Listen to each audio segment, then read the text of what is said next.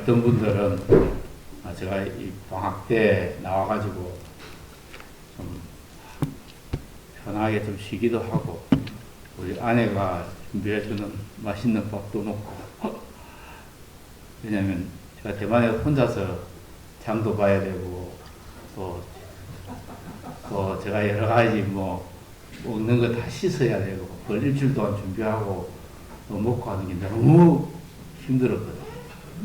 그런데 여기 오니까 완전 아내가 이거 준비를 해주니까 얼마나 행복한지 모르겠습니다. 그래서 제가 이번에는 와서 좀 잘 쉬었다 가리라. 그래서 제가 또 좋아하는 버킷리스트 몇 가지를 또 달성을 하고 뭐 그렇게 가리라 생각을 했는데 이상하게 뭐 일이 많이 주어져 가지고 정말 지금 이제 곧 중국에 있는 지하신학교를 해서 강의를 하고 있는데 집중 강의를 하고 있는데 신구약 중간사하고 사복음서를 준비를 했습니다. 지난 학기 내내 그걸 준비를 해가지고 강의안만 한 200페이지 중국어로 200페이지 정도 되고 제가 실제로 준비한 건 한 400페이지 정도 준비를 해서 그걸 이제 중국어로 강의를 하고 있는데 지금 40시간 정도 중에 한 22시간 정도를 마쳤습니다. 그래서 오늘 오후에도 예배 마치고 가서 2시 반부터 또 7시까지 또 강의를 해야 되는데 그걸 좀 끝까지 잘 할 수 있으면 좋겠다 생각을 합니다. 제가 그걸 하면서 느끼는 게 뭐냐면은 이게 참 웬 복인지 웬 은혜인지 제가 참 은퇴를 하고 보니까 우리 많은 동기들이 참 은퇴하고는 손잡고 또 여행 가고 여행 한번 갔다 오면 너무 대단한 일이라고 이렇게 생각하는데 저는 은퇴 이후에 더 바쁜 것 같고 또 해야 되지만 또 이게 마치면 제가 8월 14일 날 여러분 야유회 같이 못 가서 미안한데 14일 가서 제가 8월 18일부터 또 20일까지 우리 거기에 목회학 박사과정 학생들을 이어가지고 제가 구약을 선교적인 관점으로 이렇게 어떻게 목회에 적용할 것인지 그걸 또 강의를 해야 되거든요. 그래서 하나님이 힘주셔서 저희를 감당할 수 있도록 기도해 주십시오. 왜냐하면 우리 중국 선교사들이 많았는데 은퇴 이후에 중국 사람들을 위해서 이렇게 강의하고 또 이제 글 쓰고 하는 분들은 거의 없었습니다. 지금까지. 그래서 또 한국 선교사로 대만에 있는 신학교에서 이 강의하고 하는 이런 사람이 제가 아마 유일한 걸로 제가 알고 있습니다. 그래서 참 하나님의 그런 은혜인데 근데 그것도 감사한 거는 전혀 뭐 경제적인 부담이 없이 할 수 있게 된 것이에요. 왜냐면 학교에서는 저보고 당신 풀타임으로 하면 풀타임으로 지금 하고 있으니까 우리가 사례를 주고 이게 전임 교수로 대우를 해주겠다 했는데 제가 생각해 보니까 하나님이 아내가 여기서 열심히 이제 제가 저를 도와주기 때문에 마누라 피 빨아먹고 사는 죄송하게 생각합니다. 근데 그런 어떤 형편이라 제가 그런 경제적인 부담이 없이 그래서 제가 지금까지 해왔듯이 제가 자비량을 하겠습니다. 그렇게 이제 말은 했어요. 말은 했는데 실제로 제가 더운 여름에 하루에 어제 같으면 어제 하루 종일 아침 9시부터 저녁 6시까지 강의를 하니까 중국말로 하니까 제가 뭐 한국말도 아니고 중국말로 하니까 제가 본전 생각이 자꾸만 나는 거예요. 나도 돈 받는다 할 걸, 사회 받는다 할 걸, 그랬으면 좀 빵빵하게 좀 이게 쓰고 이럴 텐데 이런 생각이 있는 거예요.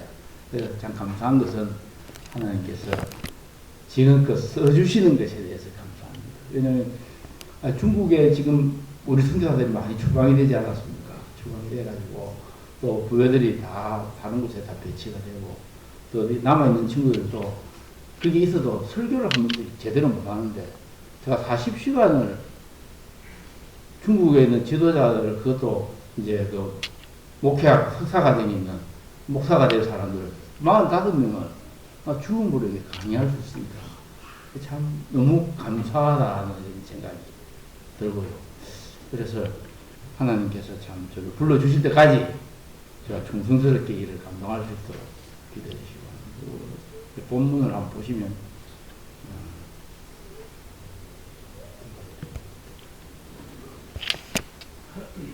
제 설교를 좀 띄워주시기 바랍니다. 설교.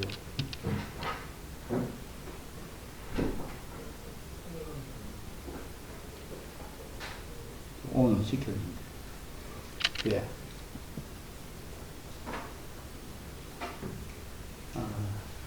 사실은 이제 이 다니엘서를 제가 지금 지난 학기에 강의를 이제 다 했어요. 그러니까 이 강의가 상당히 좀 인기가 있어가지고 우리 학교에 이제 학생이 별로 많지 않거든요. 그래서 이 강좌가 생기고 난 다음에 제일 학생들이 많이 모였어요. 그래서 또 이제 나중에 이제 강의 평가를 해보니까 중국 사람들 다 포함해, 대만 사람들 다 포함해가 제일 평가 점수가 좋은 강좌였습니다. 근데 그걸 저는 여러분들에게 뭐 한 30분에서 40분 정도밖에 설교를 못하는 거, 또 1년에 뜨다가 한 번씩 오면 이제 한 번이나 두 번 하니까 조금 맛보기만 보인다는 이런 생각이 좀 들지만, 또 하나님이 또 기회를 주시면 이제 또 풍성하게 전체를 좀 한번 생각해 볼 수 있는 그런 시간이 있으면 좋겠다 생각이 들고요. 그래서 이 성경 말씀 좀 읽었으니까 넘어가겠습니다. 넘어가고, 다니엘서 2장의 꿈에 본 이제 금속 진상인데, 여러분 이건 벌써 알잖아요.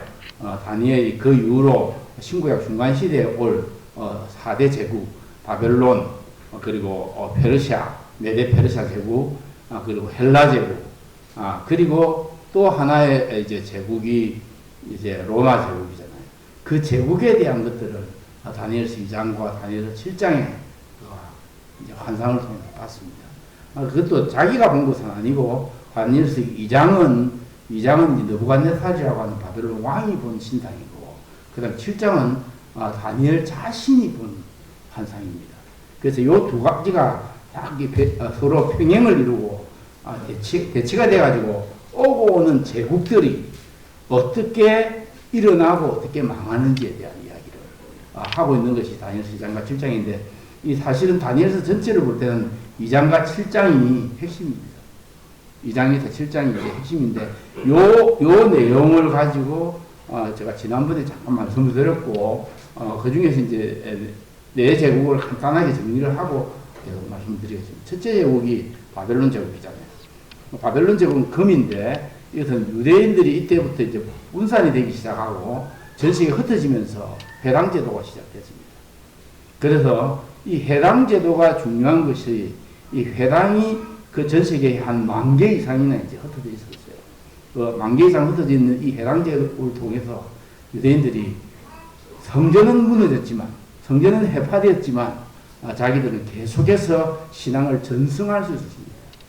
그래서 회당에서 하는 제일 중요한 교훈이, 본래는 예배 중심인 성전에서 이제 교육 중심으로 바뀌었다. 자녀들한테 성경을 가르쳐야 되는 거예요. 그래서 3년에 한 번씩 전 성경을 배울 수 있도록 그런 시스템을 만드는 것이 해당 제도였습니다. 그리고 자녀들은 아침부터 저녁까지 거기 와가지고 계속 하나님 말씀을 배웠습니다. 계속 배워가지고, 똑똑한 유대인들은 4살부터 이제 12살까지 배우면 12살이 되면 바 미tz바를 해가지고 율법의 아들이 돼가지고 성경 전체를 외울 수 있는 그런 것들로 가졌습니다. 그것이 유대인이 지금까지 멸망하지 않고 계속 지속된 원인입니다. 이 회당이고, 그 다음에 두 번째 이제 이게 금머리와 바벨론 제국은 휘황찬란한 바벨론 제국과 세계 7대 불가 사이에 공중화원을 건설했잖아요. 605년부터 639년까지 70년이 안 되게 이제 존재했습니다. 이게 공중화원이고, 또 그것이 이제 이것을 모형으로 그린 겁니다. 그리고 이때 바벨론 성의 모습이 이런 어떤 모습이었을 것이라고 봅니다. 두 번째는 이제 메디아 페르시아가 연합 정부였는데 메디아의 왕과 다리오라가 나오고 페르시아의 제국은 고레스라고 나옵니다. 고레스가 나오는데 이때 이제 뭐가 시작됐냐면은 유대인들로 돌아가서 이제 성전을 다시 지으랬잖아요. 그것이 우리가 알듯이 스룹바벨의 성전입니다. 그 스룹바벨의 성전 이후로 유대인들이 그 예수님이 오실 때까지 이것을 제2 성전이라는데 그 성전을 지으면서 종교의 자유를 좀 가지게 되고요. 그렇게 하면서 그때 왕의 도로라는 기술이 났습니다. 왕의 도로라고 전 세계에 127개의 도로 되어 있었던 페르시아에 이 도로가 쫙 퍼져나가면서 이 도로를 통해서 전 제국을 다스릴 수 있습니다.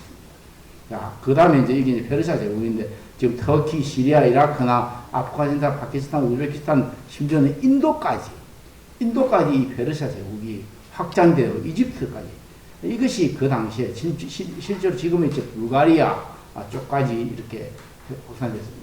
페르시아 제국에 이제 4개의 이제 수도가 있었잖아요.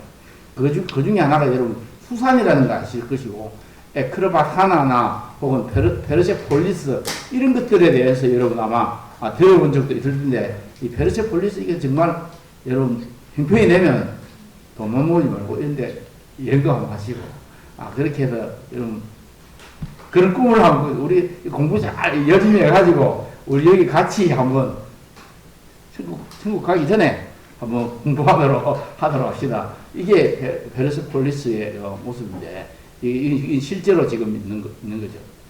그 다음에 페르시아 이 시대에 이제 그리스와 마라톤 전투나 이런 것이 있어서 지금 이제 마라톤이 지금 하고 이런 것들이. 그래서 그때에 페르시아는 기병이 있었고 또 공병이 있었습니다. 그 공병이라고 화살수. 그런데 이 페르시아 제국이 이 아테네의 보병에게 전쟁을 해가지고 지게 된 주요한 이유는 뭐냐면 그들이 가지고 있는 팔랑크스 전법이라고 하는 겁니다. 말이 이렇게 오고 하는데 이들이 말이 오면 그것을 어떻게 했냐면 이렇게 긴 창을 가지고 준비하고 있다가 말이 오면 탁 세워버린대요. 5m가 넘어요. 이 창이. 그렇게 해서 첫 번째가 무너지면 두 번째가 또 이제 팔랑크스 전법으로 이렇게 하기 때문에 페르시아의 기병, 우리 페르시아의 말이 아주 중요하잖아요. 이 말이 전부 다 폐전하게 됩니다. 이것이 이제 알렉산더까지 이제 넘어오게 되는데, 넘어와서, 그래서 우리가 이겼다 하는 이걸 전파하기 위해서 이제 마라톤 47.19km를 달려가지고 그것이 올림픽의 마라톤이 마지막에 들어가게 되는 거예요. 그래서 아테네에서 올림픽이 시작됐는데, 참 마라톤. 근데 이게 이 시대예요. 이 시대가 다 지금 우리가 어느 시대냐 하면은 학계, 스가랴, 말라기, 그 다음에 에스라, 느헤미야, 에스더 이런 시대입니다. 이런 시대가 다 이것과 관련해서 되는 것이고, 그래서 그때에 이제 페르시아 군대가 이제 와서 첫 번째는 자기들이 졌기 때문에 두 번째 다시 480년 돼가지고 전쟁을 시작했는데, 그때 우리가 잘 아는 산병용사 이런 이야기 있잖아요. 산병용사, 이렇게 스파르타의 산병용사. 지금도 그 이제 상이 지금도 저렇게 있습니다. 그다음에 해전은 살라미스 해전이라고 하는 해전을 했는데 그 해전에도 또 자기들도 실패합니다. 그렇게 해서 페르시아가 완전히 끝났는데 이 살라미스 해전과 데르모필레라고 하는 산명용사 이 사건은 에스더의 사건의 배경이 됩니다. 에스더가 이런 시대에 넘어가고요. 그 다음에 이제 알렉산더 대왕이 와서 헬라 제국이 통치하는데, 알렉산더 대왕이 한 10년 만에 지금 이 지역을 다 훑어버렸습니다. 그래서 자기가 말 위에서 뭐 내려온 적이 없다 할 정도로. 근데 우리가 알아야 될 것은 알렉산더가 어리석은 사람이 아니고요.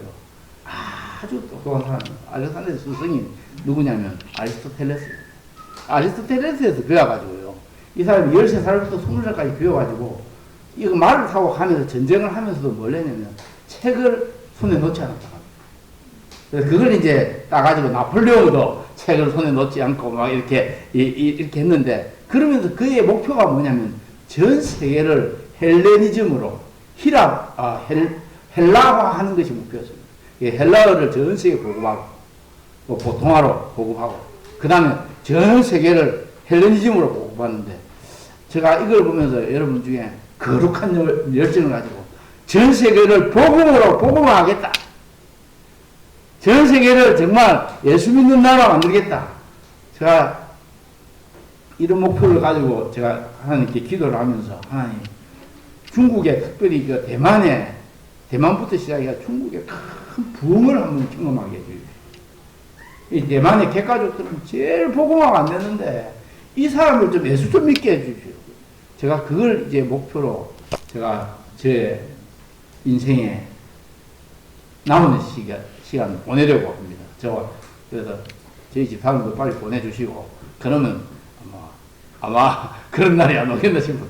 그 다음에 이제 히랍이 됐는데 히랍 때는 이제 지금 말했듯이 헬라 문화가 됐고 이때 또 뭐가 됐냐면은 알렉산더가 죽고 난 다음에 전 세계가 이제 히랍 세계로 내동강이 났는데 그 중에 북쪽에 이제 셀루쿠스 왕조하고 남쪽에 이제 톨레도미 왕조가 이제 있었는데 그 남쪽은 이집트를 중심으로 북쪽은 우리가 지금 알던 지금 본래 이제 그 수리아와 그 바벨로니아와 페르시아 중심이에요.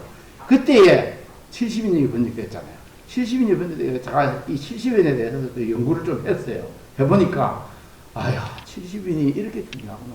70인역이 그렇게 중요하구나. 근데 70인역이 있었기 때문에 예수님과 바울이 사용한 구약도 70인역으로 사용했구나 하는 걸 알게 됐고, 예수님은 신약 성경 3분의 2 정도가 70인역을 인용해가지고 사용했고요. 그 다음에 바울은 90%를 70인역을 인용했습니다. 특별히 누가 같은 사람은 완전히 사도행전과 누가복음의 저자예요. 그는 거의 100%가 70인역을 인용했다. 그렇게 해서 이게 세계 복음화를 위한 준비가 된 거예요. 그렇게 해서 금머리와 이런 이제 시대가 이제 지나고, 지금 보십시오. 셀루쿠스 왕조가 어디까지 가냐면 인도까지 갔잖아요. 플레토미 왕조가 그 남쪽에 지금 왔는데 그 사이에 이 두 사이에 9번의 전쟁이 일어납니다. 전쟁이 일어나면서 그걸 150년간 전쟁을 하는데, 이 전쟁에서 셀루쿠스 왕조가 우세할 때는 유대인들이 핍박을 받았고, 플레토미 왕조가 우세할 때는 유대인들이 70년도 번역하고 또 상당히 그 종교에 대해서 관용하는 그런 어떤 정책이 있어가지고, 그 시절에 왜 70년이 번역되냐면 두 가지 이유입니다. 하나는 전 세계 흩어진 유대인들이 바벨론 다 흩어졌는데 점점 아이들이 히브리어를 잃어버리게 있게 되고, 그래서 그 히브리어를 모르니까 이 아이들을 그럼 어떻게 해야 될 것인가. 그렇게 해서 그 아이들을 위해서 헬라어로 된 성경을 만들어야 돼요. 그래서 히브리어 성경을 헬라어로 번역하게 된 거예요. 그래서 여러분들 어릴 때 라고미도 있고 어린 아이들인데, 어릴 때부터 엄마 아빠가 부지런히 성경 배우고 성경 읽고 듣고 하면 이 아이들이 완전 성경 외웁니다. 다 탁월하게 외워야 됩니다. 제가 참 어리석어서 아이들이 어릴 때 기억력이 엄청 좋을 때에 제가 우리 두 아들을 다 이제 성경을 외우게 했는데, 그때 NIV 성경으로 외웠죠. 각각 영어를 바뀌어서. 그래서 한 편 외우면 뭐 맥도날드 사주고, 두 편 외우면 뭐 어디 유니버설 스튜디오 가고, 세 편 외우면 뭐 이런 식으로 이제 상을 주가면서 했는데, 한 달 동안에 10편, 30편을 외우더라고요. 그때 좀 막 달리는 말에다가 제가 채찍질 좀 돼가지고 10편이 아니라 성경 전체를 외우게 하는 건데, 제가 너무 어려서 그때는 단지 영어만 잘하면 되는 줄 생각하고 성경 외우게 됩니다. 성경을 외우게 됩니다. 근데 감사한 거는 최근에 우리 큰아들이 아빠 제가 산상수훈 다 외웠습니다. 또 10편 몇 편 외웠습니다. 그래서 이제는 10편 119편을 제가 외우려고 도전을 하고 있습니다. 제가 그 소식이, 우리 아들이 투자하고 있는 비트코인 하나가 10억 되는 것보다 더 감사하다. 하나님의 말씀이 꿀과 송이 꿀보다 더 달다 했잖아요. 내가 근과 정금보다 더 사모할 것이다 했잖아요. 그런데 그런 것에 우리가 투자를 안 하는 거예요. 우리가 어리석어가지고 아이들이 무슨 공부 잘해가 서울대학 가고 어디 가서 돈 잘 벌고 이렇게 하면 되는 줄로 생각하고, 그거 아니에요. 아이들이 정말 하나님의 말씀에 변하도록 해야 됩니다. 자, 70년 이렇게 번역이 됐고요. 그 다음에 그런 다음에 로마 제국에는 뭘 했냐면 로마가 도로를 놨습니다. 도로를. 이 도로를 놨는데 로마시에 저 이렇게 페르시아 시절부터 로마 때까지 해가지고 전 세계 도로를 42만 킬로가 건설됐습니다. 로마 시대에만 8만 킬로. 별로 42만 킬로 별로 안 놀랐는데 전지구 한 바퀴 반입니다. 전지구 한 바퀴 반이 그 당시에 손으로 지은 도로인데 그거 한번 보실까요? 이 도로가요. 보리라. 이 로마 시대의 도로 이렇게 만들었습니다. 그리고 이런 도로를 그 다음에 어떻게 되냐면 그 길이가 1.5, 깊이가 1.5m 그렇게 만들어 나가고 인도도 만들고 그래 지금 저 도로가 말이죠. 지금 전 세계에서 쓰고 있는 모든 도로폭은 이 로마 시대에 만든 이 도로폭을 표준으로 해요. 심지어는 기차 있죠, 우리 기차나 마차 이게 전부 다 지금 로마 시대 때 이 도로를 표준으로 해가지고 하고 있어요. 근데 이 모든 것이 예수님이 오기 위한 준비였습니다. 그래서 이 마지막 때에 그때에 손대지 아니한 돌이 나와서 신상의 새와 신상의 새와 진흙에 발을 쳐서 부르스뜨리며 그때 새와 진흙과 녹과 은과 음이 다 부어져서 여름 타작나랑같이 겨같이 되어 바람에 불려 간 곳이 없었고 우상을 친 돌은 태산을 이루어 온 세계에 가득합니다.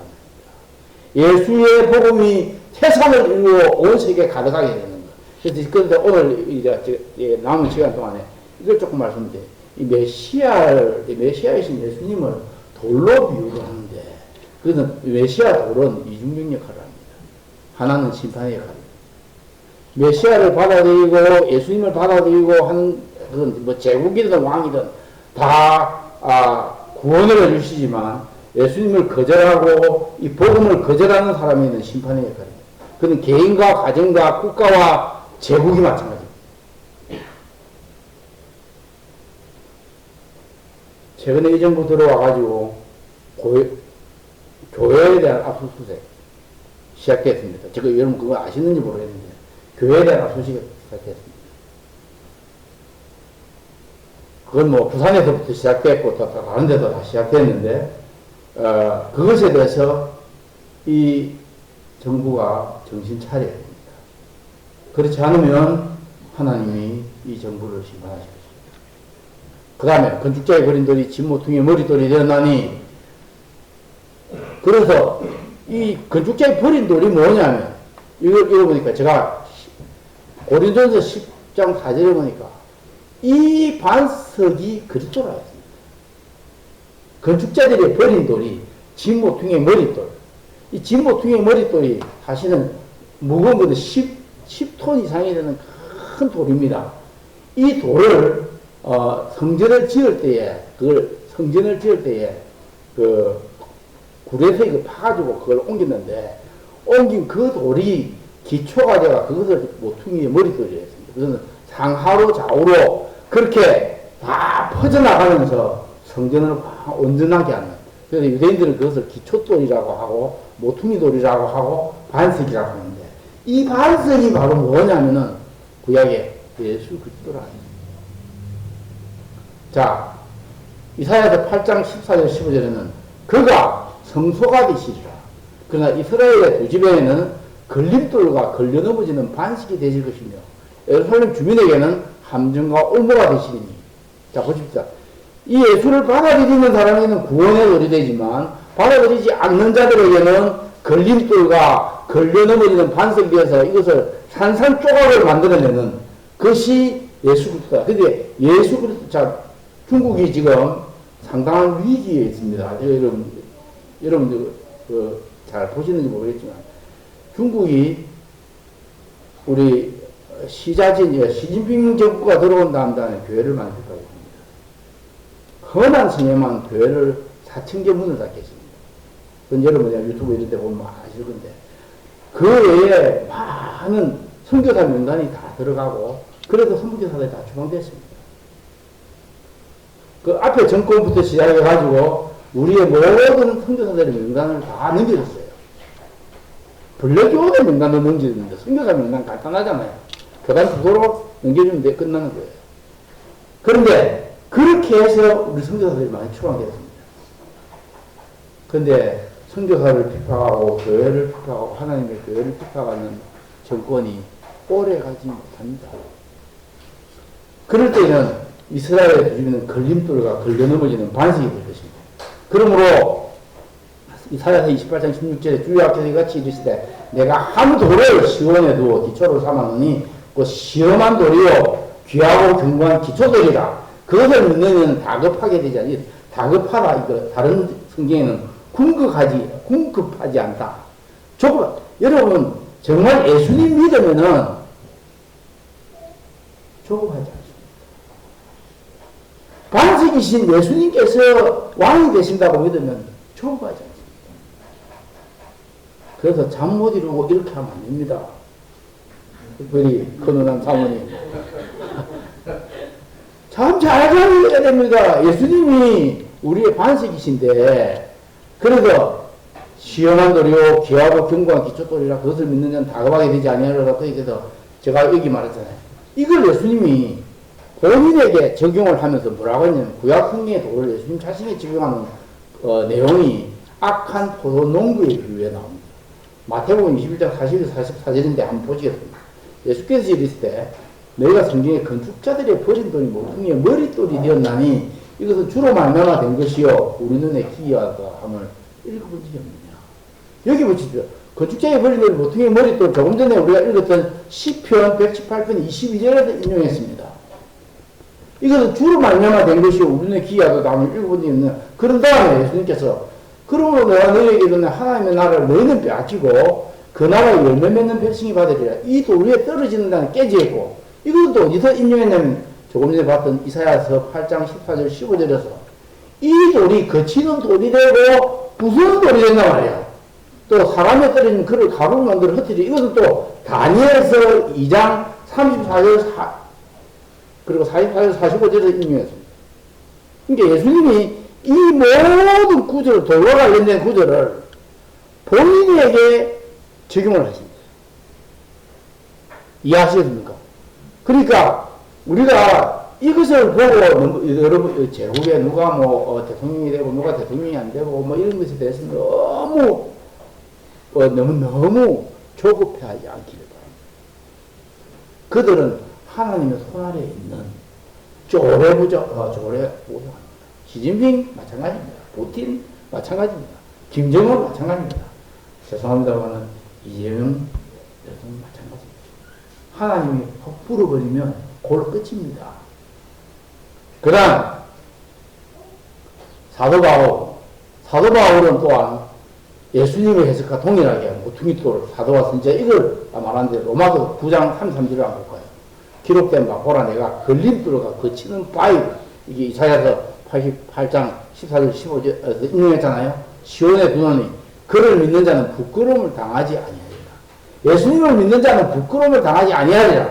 이사야서 또 28장 16절에서 인용했습니다.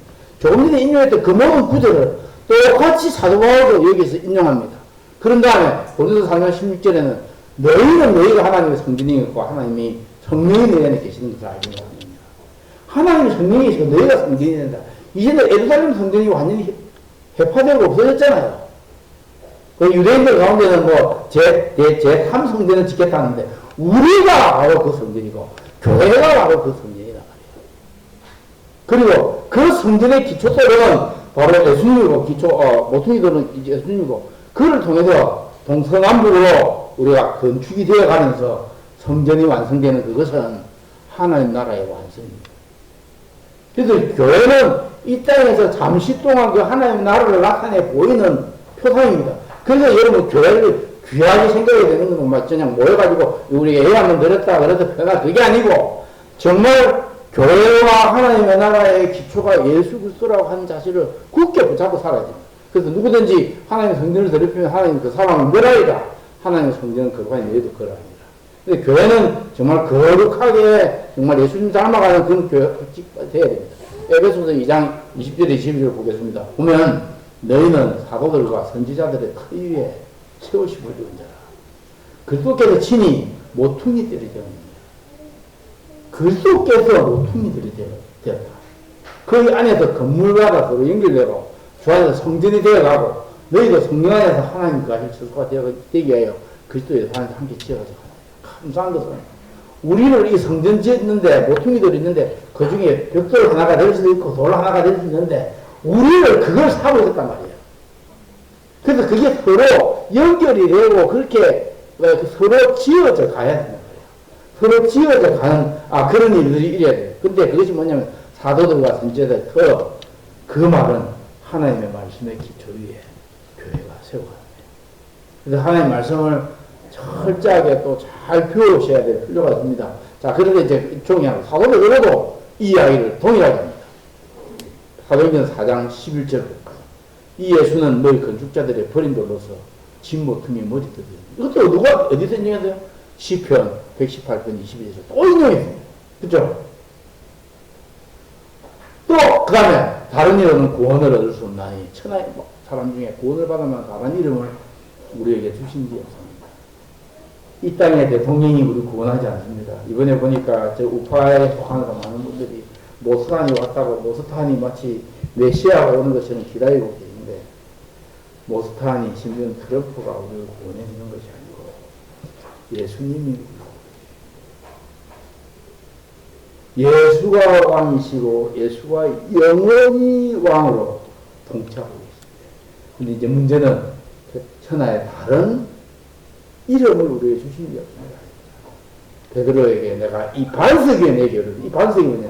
주는 그리스도시요 살아계신 하나님의 아들이라는 이 반석에 내 교회를 세우시오. 그래서 그 신앙 고백이 좀 분명하게 이르거든요. 근데 이게 단지 여러분이 이거 한번 듣고 와서 설교하고 그래 예수님이 내 반석이시지 이런 정도가 아니고 정말 예수님이 여러분의 전부가 되기를 바라요. 자, 시간이 있기 때문에 이거 마치 성경에 기록되되 내가 택한 보배로운 모퉁이들을 시원해주면 그를 믿는 자는 부끄러움을 당하지 않으려 하겠습니다. 그러므로 믿는 너에게는 보배이지만 믿지 아니하는 자에게는 건축자의 버린 그 돌이 모퉁이의 머리들이에요. 그렇죠? 이것도 여전히 그곳에서 인용을 했습니다. 건축자의 버린 돌 시편 118편 22절 베드로 2장 9절에 그러나 너희는 택하신 족속이 왕같은 제사장이요 거룩한 나라요 그의 소유가 아닌 백성이 너희를 어두운 데서 불러내어서 그의 기이한 빛에 들어가게 하시니 아름다운 적을 선포하게 하십니다. 왜 우리를 이 땅에 두셨는가? 이 예수님의 아름다운 적을 선포하게 하기 위해서 우리를 이 땅에 두셨다. 정말 그렇습니까? 자, 여러분에게 묻고 싶어요. 여러분의 인생의 목적이 이 예수님의 아름다운 덕을 선포하기 위해서 여러분의 삶과 여러분 가진 재물과 여러분이 가진 건강과 여러분 인생을 통해서 어떻게 예수님을 높여드렸습니까? 오직 그만이 나의 반석이시오 나의 구원이시오. 예수님이 내 힘의 반석과 피난처도 하나님께 있도다. 백성들아 스스로 그를 의지하고 그의 앞에 마음을 토하라. 하나님은 우리의 피난처이다. 여러분 답답한 전혀 이해되지 않는 일이 있을 때마다 하나님 앞에 마음 토합시다. 자, 하나님 나라는 지금 이제 이렇게 와서 이제 일을 하고 있는데, 자, 보십시오. 나에게 적용하는 거 두 가지 생각하고 우리 기도한 거지. 예수님만이 나의 반석이시고 어디신가. 그런데 왜 졸업하면 초조해 하는가? 왜 예수님께 마음을 토하지 않는가?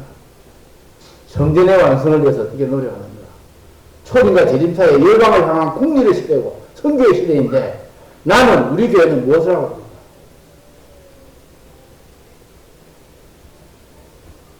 대만에 150년 된 역사의 교회가 있는데 150년 동안 한 번도 선교 헌금도 하지 않았고 또 한 번도 선교사를 보낸 적도 없어요. 그런 교회를 가르쳐서 죽은 교회라고. 죽은 교회. 4대 교회가 됐습니다. 살았다는 이름은 있지만 죽은 자보다 우리 인생이 어떻습니까? 여러분 하나님께서 여러분에게 많이 주셨습니다.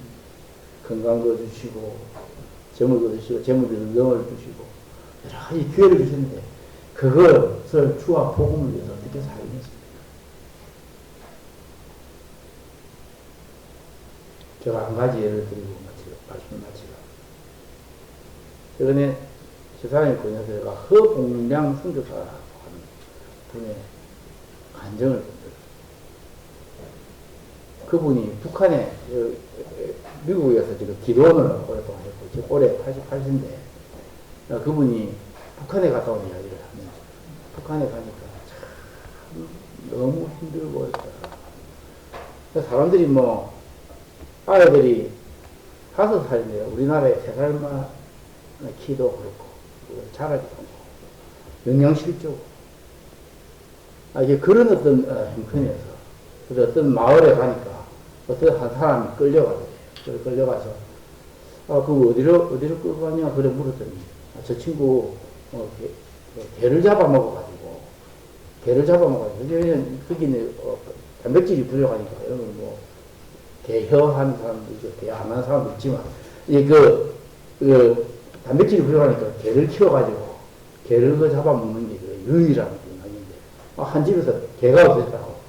사람들이 개 언능 잡아먹었나 하고 찾아보면서 꿀뚜껑 접쳐다보는데 어느 한 꿀뚜껑에서 연기가 나서 여기 개를 잡아먹었구나.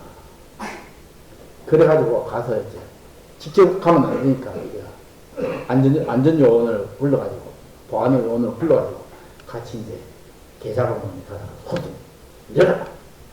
안 열고 막 붙어요. 억지로 탁 열었는데 개가 아니고 그 집에 5살 아이가 눈을 뜨고 참 뿌렸다.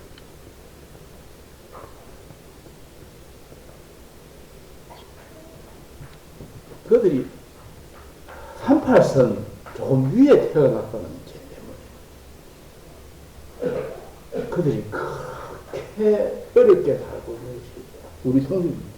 우리는 38선 조금 밑에 태어났다는 거죠. 먹을 것이 넘쳐나고. 그래서 정말 여러분이 우리가 북한 인권에 대해서 말하지 않는 북한 인권에 대해서 말하면 그것은 안 된다고 그 법을 그렇게 제정하고 지금 북한에서 원자로의 해수 방류는 그것은 후쿠시마에 방류한 것보다도 수십 배가 더 높은데 끼 소리 안 하는 이 나라가 그리고 우리 서해안 쪽으로 해가지고 중국의 동해안이죠. 황해 쪽으로요. 원전 70개 있습니다. 저것은 후쿠시마보다 훨씬 멀고 어려운 상황입니다. 지금 이 나라에 의해서 정말 키워야 돼요. 예수님에게 의지하고 이 나라가 정말 방위를 가져야 우리 기도해야 됩니다. 저는 중공에서 20몇 년간 그렇게 걷지 않았습니다. 중공이 심한 걸 제가 다 합니다. 또 탈북한 꽃제비들 저희들이 만나고 그 아이들을 또 살펴본 적도 있고요. 근데 그게 생각보다 심각합니다. 우리가 우리 자신만을 위해서 이렇게 살면 하나님이 이 민족 망하게 하실 겁니다. 우리 기도합시다. 우리 통성으로 기도하겠는데 예수님만 나의 받으시고 오시십니다. 근데 왜 조급하며 조제하는가? 왜 예수님께 마음을 다하지 않는가? 성전의 완성을 위해서 어떻게 노력하는가? 초lin교 대사의 예배만 하는 국률의 시대이고 성경의 시대인데 나는 우리 교회는 뭘 하고 있는가? 이게 위해서 우리가 깊이 통회하고 우리 가정은 어떻게 하고 있는지 깊이 통회하고 또 하나님 정말 하나님 원하신 대로 저희들이 살겠습니다. 결심하는 시간 되기를 바랍니다. 동성으로 기도합니다. 하나님 아버지 힘을 주셨는데 우리가 정신 차리고 이 시대를